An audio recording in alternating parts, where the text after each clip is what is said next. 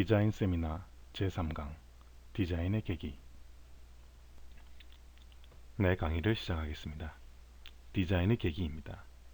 계기라고 하는 말은 원인과 동기를 말합니다. 그래서 디자인의 계기라고 하는 것은 디자인을 발생시키는 원인, 디자인을 하게 되는 계기를 말합니다. 물론 우리는 창의적인 발상이라고 하는 것을 생각하게 되죠. 그것은 어떤 문제를 해결하기 위한 것입니다. 더 나아가서 인간이 자신의 삶을 쾌적하게 하기 위한 것입니다. 그래서 그 결과물은 이러한 최초의 목적과 용도에 적합해야 하는 것이죠. 그것이 디자인 결과물, 즉 제품의 존재 이유라고 하겠습니다. 디자인 결과물은 예초에 목적한 용도에 상응하는 충분한 기능을 가졌을 때 가치가 있는 것입니다. 의자의 경우 장식적인 면은 뛰어나지만 앉기에 불편한 의자가 있다고 합시다. 그러면 그것은 어딘가 놓여져서 골동품처럼 실내를 장식하는 그런 기능으로서는 가치가 있지만, 인간이 앉아서 편하게 쉴 수 있고 일할 수 있는 의자 본래의 목적과 의자 본래의 형상을 벗어난 것이라고 하겠습니다. 대체로 인간이 그 실용적인 목적을 위하여 만들어낸 물건의 경우 기능을 전혀 무시하고 막연히 미적인 효과만 노린 경우는 거의 없다고 하겠습니다. 실용적인 물건에 있어서 효용성 내지는 목적한 기능에 대한 적합성이 매우 기묘한 디자인의 계기라는 점은 자명한 사실로서 오래전부터 공인되어 왔습니다.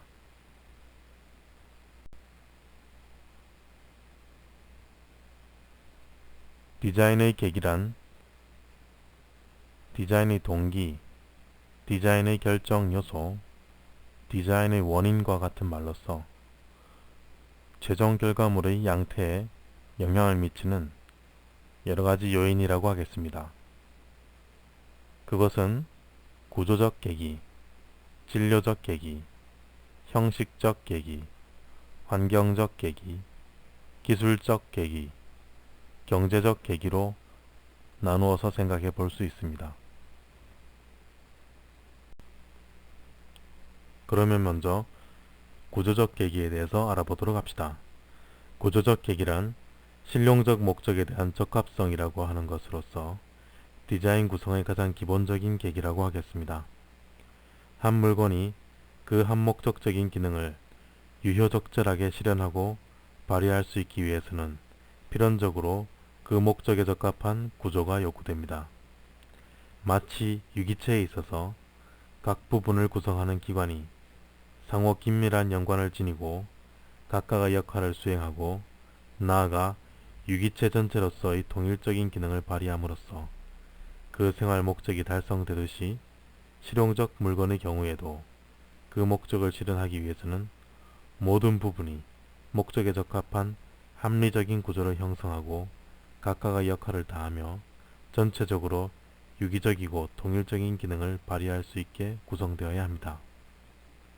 이처럼 실용적 물건의 기능은 목적에 적합한 구조를 지님으로써 비로소 실현되는 것이며, 따라서 기능과 구조의 관계는 불가분의 관계라고 할 수 있습니다.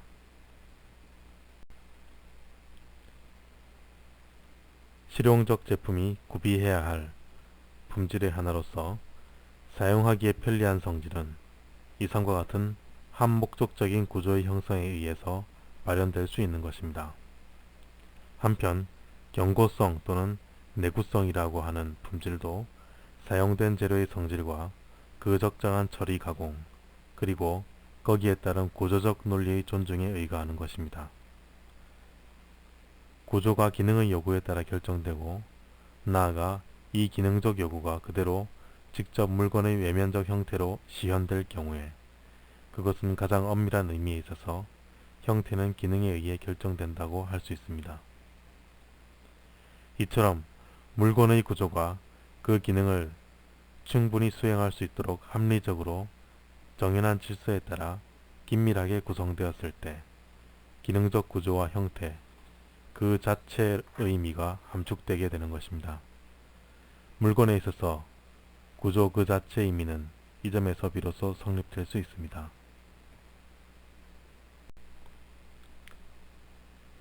카메라는 본래의 기능적 구조가 외부로 많이 드러난 형태입니다.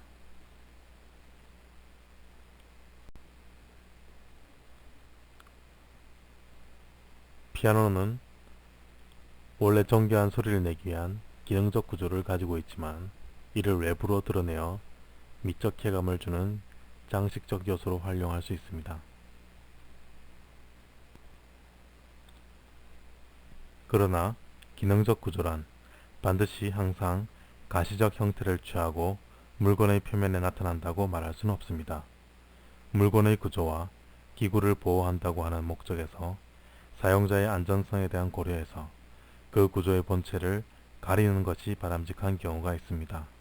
가령 극도로 복잡한 기구를 지니는 인간의 육체가 비교적 단순한 유선형적 피막 속에 그 기관의 대부분을 포장하고 있듯이 실용적 물건의 경우에도 그 기구가 복잡함에 따라서 그 구조가 차츰 표면에 나타나지 않게 된 것을 볼 수 있습니다. 예를 들어 자동차의 경우가 그렇다고 하겠습니다. 이처럼 물건의 외면 형태가 그 내부 구조와는 별도로 독립될 경우 순수한 형식 또는 형태의 취급이 또 다른 디자인적 문제로 대두되는 것입니다.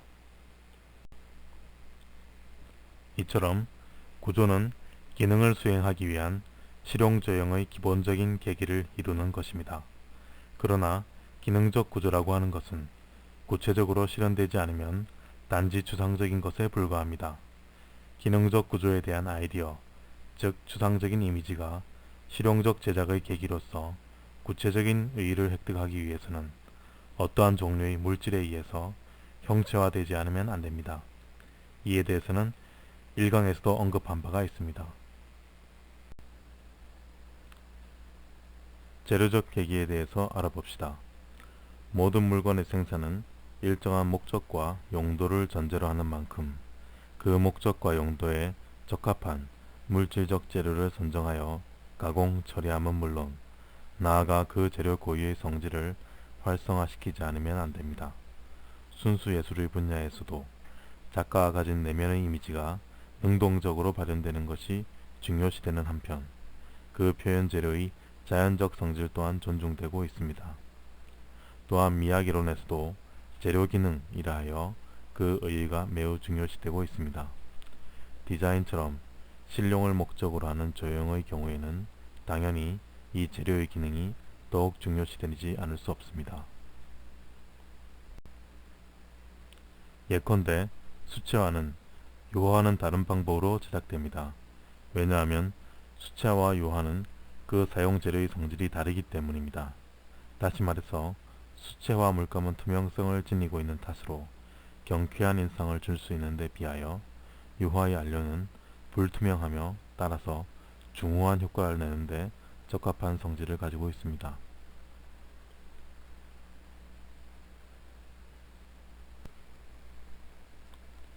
우리가 물을 마시기 위한 컵을 만들 경우에 유리를 녹여서 성형하거나 독이 자기 등의 방법을 사용합니다. 또는 녹슬지 않는 스테인레스 스틸을 이용하기도 합니다. 다른 재료들도 사용할 수는 있지만 그다지 적절하지는 못합니다. 예를 들어 종이, 나무, 털가죽 등을 사용했다고 생각합시다. 사용하기가 불편할 것입니다. 이처럼 실용 제작은 사용 재료의 물리적 성질에 의하여 규정되는 동시에 재료가 가진 본래의 성질을 활용함으로써 재료 그 자체의 미적 효과를 부여합니다. 모든 재료를 다룸에 있어서 특유의 색채와 본래의 질감을 살려야 한다고 하는 러스킨의 교술은 재료 그 자체의 성질을 활용함으로써 재료의 미를 얻을 수 있다는 것을 강조하고 있는 것입니다. 재료는 또한 그 고유의 성질과 구조에 따라 적정한 가공을 시도함으로써 특수한 미적 효과를 꾀할 수 있습니다. 가령 목재의 경우에는 그 절단하는 방향에 따라 절단면이 생기는 나이테의 문양이 달라집니다. 이처럼 실용 제작에 있어서 물질적 재료가 그 자연성에 따라 미적 품질을 고양하는 점에서 재료 그 자체의 미가 성립될 수 있는 것입니다. 이상과 같이 재료의 적정한 취급은 조형의 중요한 계기를 이루는데, 특히 근대공업은 간해공업 시대에는 알지 못했던 몇 가지의 재료, 철, 유리, 콘크리트, 각종 금속 등을 도입하여 개발함으로써 새롭게 재료의 가능성과 문제를 부각시켰습니다. 이들 재료는 자연계에 있어서는 비정형의 상태로 밖에 존재할 수 없으며 인간의 행위를 통하여 비로소 일정한 형태를 부여받게 된다고 하는 점이 특징입니다.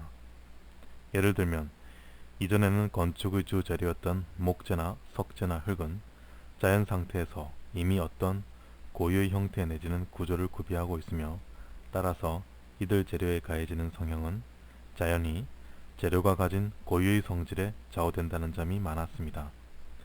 이에 비하여 새로이 도입된 재료, 철, 유리, 콘크리트 등은 본래부터 고유의 형태나 구조를 지니고 있지 않았던 관계로 인간은 이것에 대해 자기가 바라는 형태를 부여함으로써 일정한 형태를 유지할 수 있게 합니다. 예를 들자면 철제는 원래 고유의 구조 또는 형태를 지니고 있지 않은 철광석의 집적이라고 하는 상태로 존재하지만, 제철소에서 주조되고 단조되고 절단되고 압연됨으로써 일정한 구조나 형태를 부여받게 됩니다. 이런 식으로 새로운 재료는 거의 무한에 가까운 성형의 가능성을 가져왔습니다. 그러나 그만큼 재료의 처리에 있어서는 매우 신중한 배려가 요구되게 되었습니다.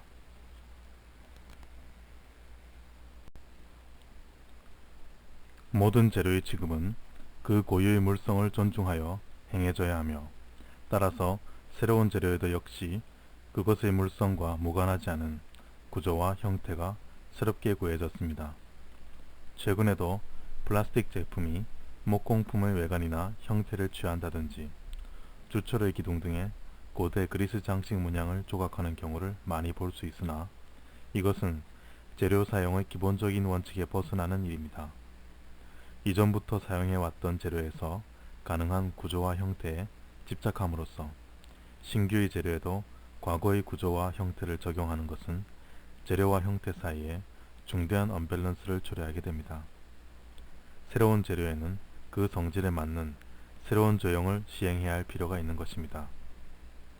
물질적 재료는 이미지의 외적 구체화에 있어서 불가결의 요소이며, 그 물성에 위배되지 않는 적절한 취급이 중대한 의의를 지닙니다. 그런데 제1강에서 언급한 것처럼 실용 제작이 재료에만 의하여 전부 이룩되는 것은 아닙니다. 기능적 구조는 아이디어가 물질적 재료에 의해서 구체화될 경우 현실화되지만, 거기에는 반드시 모종의 형식이 관여하게 됩니다.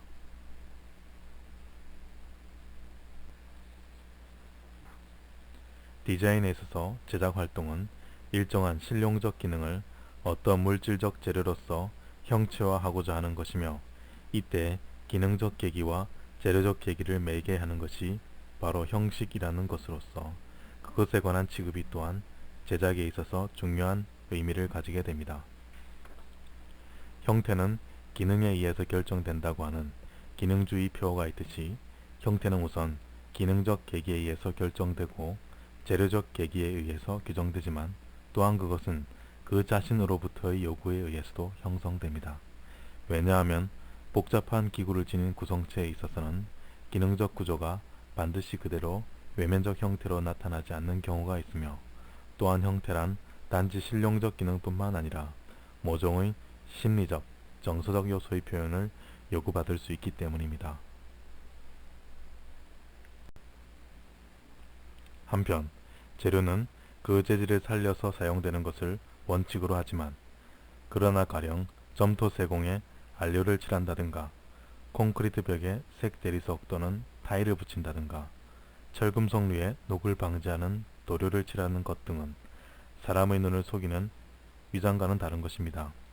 이런 경우에 있어서 형태의 취급은 기능적 계기나 재료적 계기를 떠나는 것뿐만 아니라 형태 그 자체로서 별도의 조형적 관심사가 되어 심리적, 정서적 동기에 의해서 작용받는다는 점을 의미합니다. 일정한 실용적 기능을 목적으로 하여 어떠한 물질적 재료를 써서 그 조형적 구체화가 진행된 경우 거기서 우리는 여러가지의 표현 형태를 생각할 수 있을 것입니다. 그런데 생각 가능한 여러가지 형태 중 그 기능적 효율이 서로 동등한 것이라면 그 가운데서 보다 감각적으로 아름다운 형태를 선택하는 것은 당연한 이치일 것입니다. 이런 점이 바로 실용 제작에 있어서도 형태의 미적 구성이 하나의 중요한 계기로서 참가하는 이유라 하겠습니다.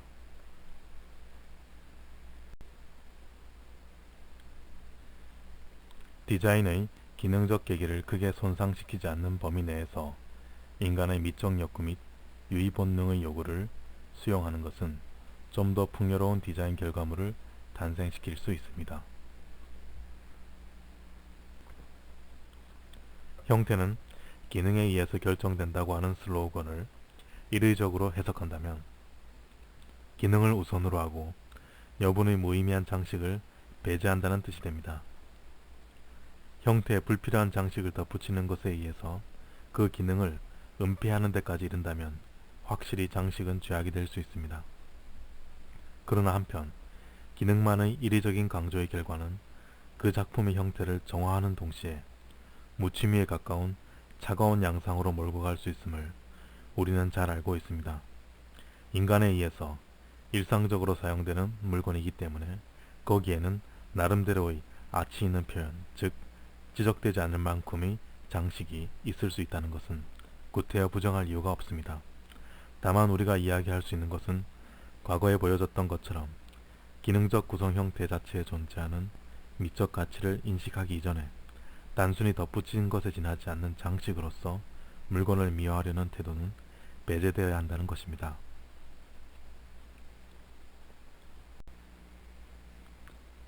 그렇다면 이처럼 장식을 포함하여 형태미를 향한 요구가 인간의 미적 본능, 다시 말해 심리적, 정서적 욕구에 근거하고 있는 것이라면 우리는 특히 공업 생산품에 있어서의 외형의 변화에 조안을 두는 스타일링의 가치를 인정할 수밖에 없습니다. 그러나 그것이 실용 조형을 미적 측면에서만 조작하고 기능적 측면을 배각할 수 있는 위험성이 없는 것은 아닌지 항상 유의해야 할 것입니다. 어쨌든 실용 제작에 있어서 미적 요구가 중요시 된다고 해서 기타 다른 모든 계기가 무시되는 것은 아닙니다. 미적 계기란 실용 조형에 있어서, 즉 디자인에 있어서 오직 한 요소를 이루는 것에 지나지 않기 때문입니다.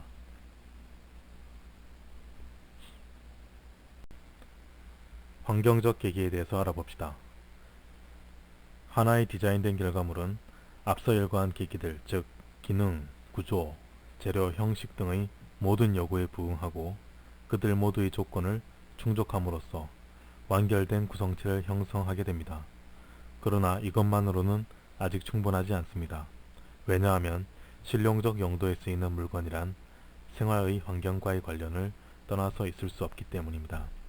디자인 제작의 경우 그것이 쓰여지거나 또는 놓여질 환경과의 관계를 고려해야 합니다.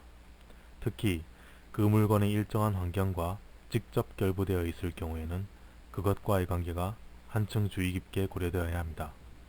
가령 건축물과 내부 조명, 고건축물에 연립한 신건축물 등의 경우에는 주변 공간의 밸런스를 깨뜨리지 말아야 할 것은 물론 가능한 한 보다 훌륭한 조화를 이루도록 시도되지 않으면 안 될 것입니다. 이와 같은 한정적 의미 외에도 우리는 물건과 환경과의 문제를 부분과 전체의 개념에 대입해서 생각해 볼 수 있습니다. 한 물건의 필연적인 구조는 그것 하나로서 기능을 다함으로써 충족될 수 있는 것은 아닙니다. 전체적인 환경 가운데서 그것이 어떠한 기능을 수행하고 있는가, 다시 말해서 디자인된 부분이 전체와의 관계를 성공적으로 유지하고 있는가 하는 문제가 매우 중요한 것입니다. 따라서 최근에 소위 토탈 액티비티 패턴이라든가 환경 디자인이라는 개념이 자주 사람들의 입에 오르내리는 것도 이 문제에 요인을 두고 있는 것입니다. 부분과 전체가 조화를 이루고 있는 환경 디자인으로서 사무실의 이해입니다.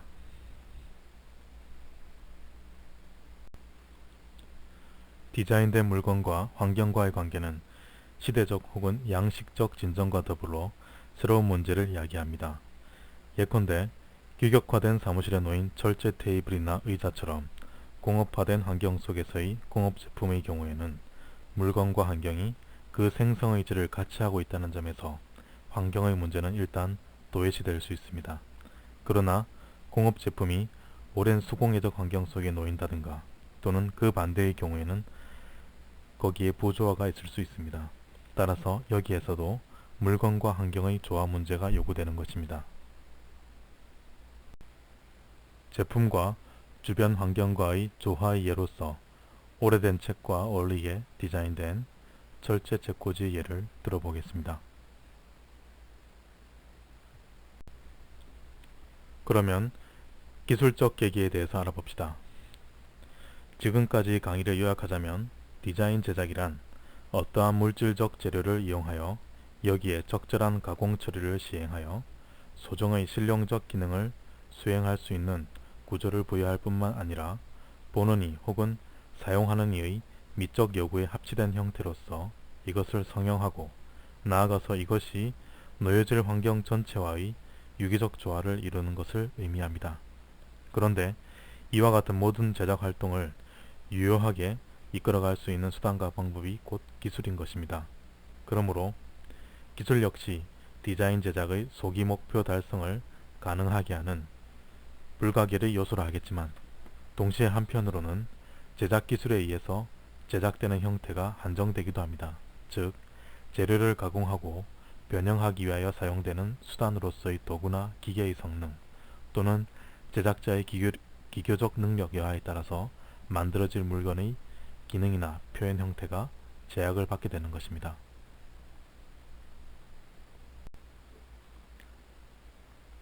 기술이 제작에 미치는 현저한 영향은 특히 새로운 생산 기술의 개발에 의해서 동반되어 발생됩니다. 예컨대 점토를 소재로 하는 도기의 제작은 물레의 발명에 의해서 종전에 순수히 손으로 다듬던 제작법에 비해 훨씬 용이하고 신속해졌으며 또한 균제가 취해진 정확한 기형을 이룰 수 있게 되었습니다. 금속기기의 제작에 있어서도 용접 기술이 도입되면서 예로부터 통상 행해지고 있던 주조기술에 의한 것과는 다른 새로운 표현 형태를 나타낼 수 있게 되었습니다. 여러 부재의 접합으로 이루어지는 제품의 표면은 당연히 주조에 의한 동종 동형의 제품과 비교하여 상대적으로 굴곡이나 요철이 자유로웠던 것입니다. 또한 목재의 새로운 가공 기술로서 합판이나 공목이 공예품에 사용되어 종래에 볼 수 없었던 새로운 구조와 형태를 가능하게 한 것은 주저하는 사실입니다.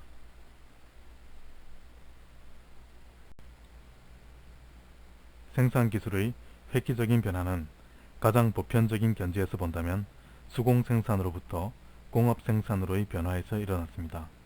예당초 공업생산이라고 하는 개념은 산업혁명 이후의 기계에 의한 생산에 대하여 적용되어 왔고 따라서 이것을 이전의 수공생산과 구별하는 것이 보통입니다. 그러나 이들 양자를 구별하는 보다 구체적인 특질은 어디에 있는 것일까요? 우선 그것은 흔히 생각되었던 것처럼 고대의 생산수단인 도구의 경우 그 구조가 비교적 간단한 것임에 비하여 근대의 기계 구조가 복잡하다고 하는 점으로 구분하는 것은 아닙니다. 왜냐하면 간단한 기계 장치로부터 근대 기계에 이르는 발달 과정은 논리적이며 동시에 점진적인 것이어서 그 사이에 명확한 일선을 긋는 일은 불가능하기 때문입니다. 따라서 수공업과 기계공업의 구별은 첫째로 단순히 사용되는 생산수단의 성질상의 구분이 아닌 오히려 생산 방식의 차이라고 하는 점에서 찾을 수 있습니다.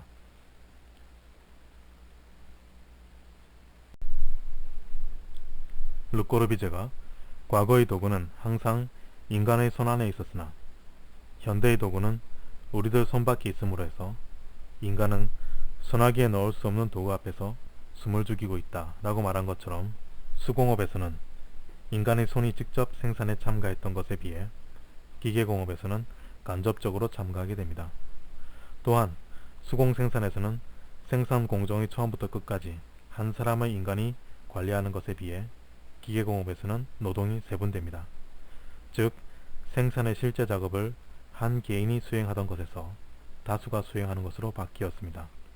바꿔 말해서 개인 제작자인가 다수에 의한 분업인가 하는 점이 수공업과 기계공업을 구분하는 척도가 되었습니다. 따라서 공예와 디자인의 구분도 양자 중 어디에 관여하는가에 달린 것이라 하겠습니다. 따라서 도구와 기계는 그 메커니즘의 복잡한 정도로 나눌 수 있는 것이 아니며 양자 중 어디에 관여하는가에 달린 것이라 하겠습니다. 모든 도구는 삽, 석갈의 쟁기마저도 기계이며 또한 모든 기계는 도구라고 말할 수 있으나 그러나 양자는 별도의 관점에서 나누어질 수 있습니다. 즉 기계가 도구와 구분되는 근거는 그것이 대량 생산을 위한 수단이라는 점에 있으며 이 점에서 기계 생산은 수공의 생산으로부터 구별되어질 수 있습니다. 물론 이 경우의 대량 생산이란 단지 물건을 대량으로 생산할 뿐만 아니라 동형동질의 물건을 다수 생산하는 것을 의미합니다. 그러나 기계에 의해서 생산되는 것 가운데도 품목에 따라서는 예컨대 항공기나 선박 등은 비교적 그 수량이 제한되어 있습니다. 따라서 기계 생산의 특질을 생산하는 물건의 많고 적음에 있다기보다는 동일품의 반복 생산이라고 하는 생산 공정 가운데서 찾아볼 수 있습니다. 극단적으로 말하자면 그 수량은 복수이기만 하면 되는 것이며 최종 생산물의 결과가 항상 동일해야 한다는 것입니다. 이러한 의미에서 기계 생산의 특질은 연속 생산인 것입니다. 기계 생산에서는 그 재반 생산 공정이 반복적으로 조작되며 따라서 그 작업 단계가 정확히 통제될 수 있어야 합니다. 그럼으로써 동형동질의 복제품이 연속적으로 생산될 수 있습니다. 이에 비해 수공 생산에서는 생산 수단에 대한 규제가 미소하든가 혹은 전혀 정확성을 결여하고 있습니다. 따라서 여러 개의 정확한 복제품을 만들어내는 일이 불가능하게 됩니다. 수공 생산에 있어서는 두 개의 제품이 똑같다고 하는 일이 있을 수 없습니다. 또한 수공 제품은 아무리 엄격한 주문서에 의해서 만들어졌다 하더라도 항상 정확성의 한계가 있어서 그 형태는 우연성이라고 하는 요소를 포함하고 있습니다. 물론 연속 기계 생산의 제품에서도 부정확성이 전혀 수반되지 않는 것은 아니지만 그러나 그 정도는 수공의 제품의 경우와는 비교할 수 없을 정도의 미소한 것입니다. 한편 기계의 연속 조작에 의해서 복제를 만들어내는 데 있어서는 그 모형이라고 할 수 있는 원형을 일정한 규격에 따라 표준화하는 일이 생산의 합리화와 경제화를 꾀하는 기계 생산 체제의 본래적 성격에서 요구됩니다. 수공 생산품은 아무리 정교한 공정을 거친다 하더라도 우연성을 배제할 수는 없습니다.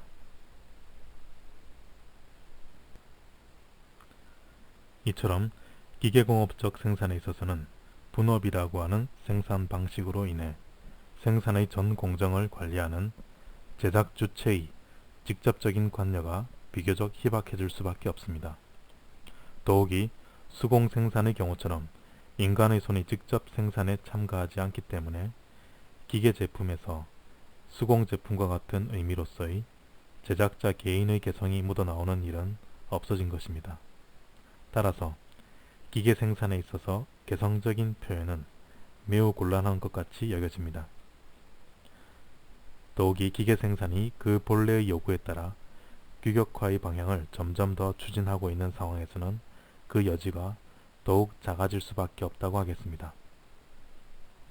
그러나 만약 기계 생산 체제 아래서도 제작자 혹은 설계자, 디자이너가 실제 작업 이전에 디자인 대상을 세부에 이르기까지 형태에 관한 조형 의지를 규격에 준하여 엄격하게 전달할 수 있다면 우선 디자이너의 개성이 관여할 수 있는 여지는 확보될 수 있습니다.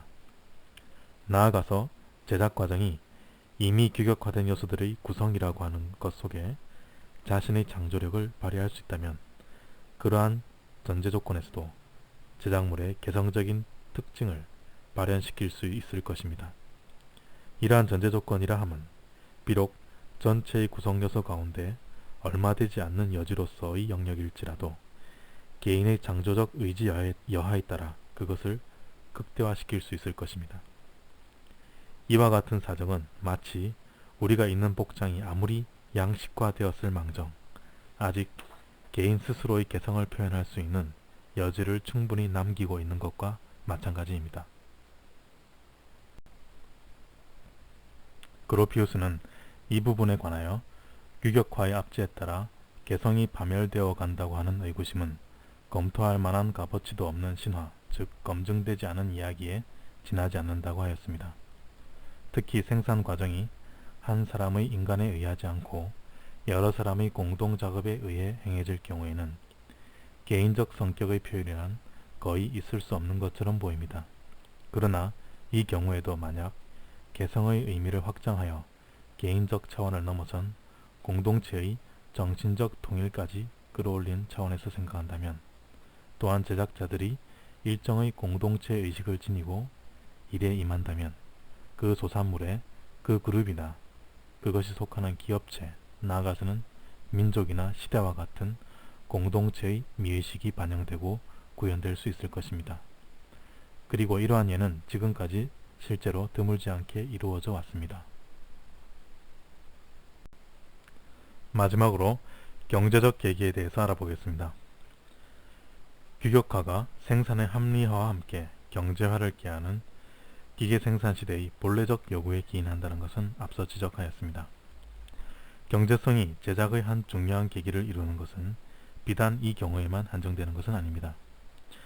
지극히 일반적인 원칙으로서 실용적 제품, 특히 생활용품이 대중에 의하여 일상적으로 사용되는 것을 절대적인 목표로 하여 만들어지는 한 그 제작 과정은 경제적 계기에 의해서 필연적으로 제약을 받게 됩니다.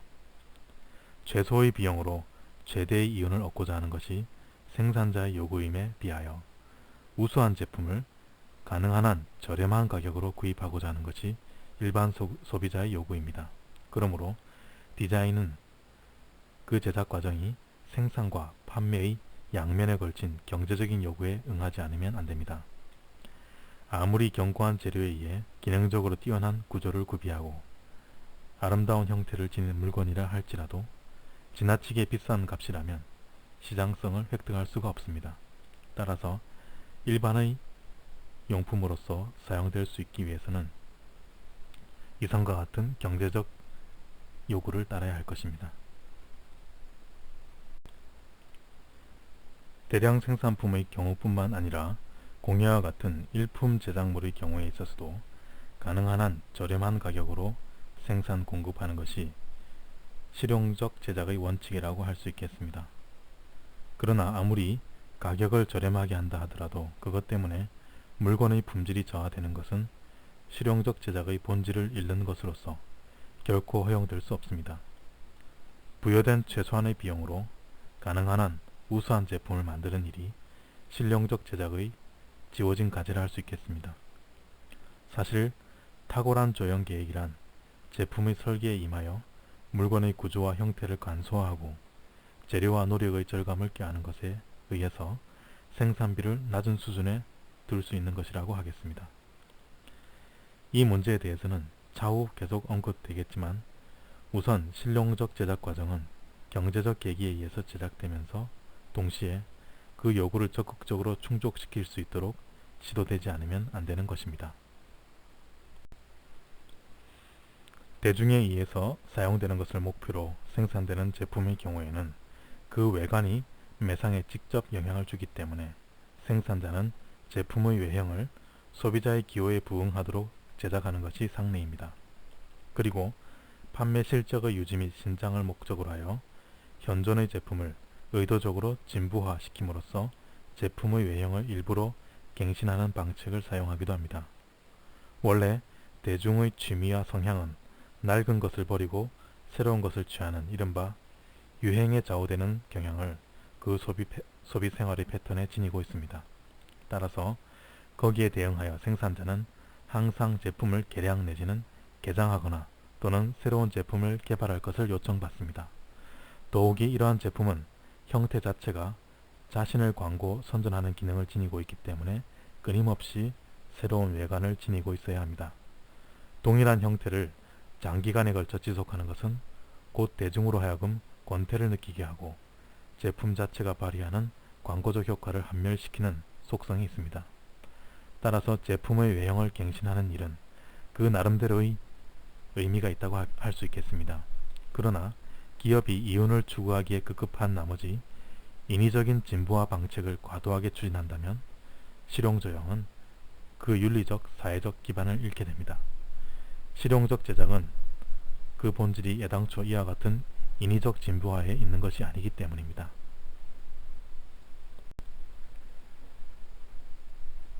제품의 외형은 스스로를 선전하는 광고탑과 같은 역할을 하게 됩니다.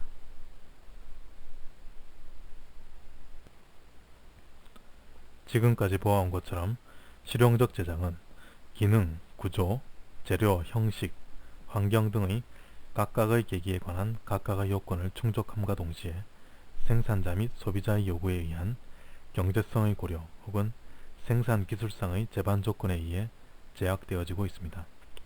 그리하여 이들 모든 계기는 원리적으로는 모두가 각각의 고유한 가치를 지니고 있지만 그러나 실은 그것들의 가치는 서로 평등할 수 없으며 또한 상호 일정 불변의 비율로 존재하는 것도 아닙니다.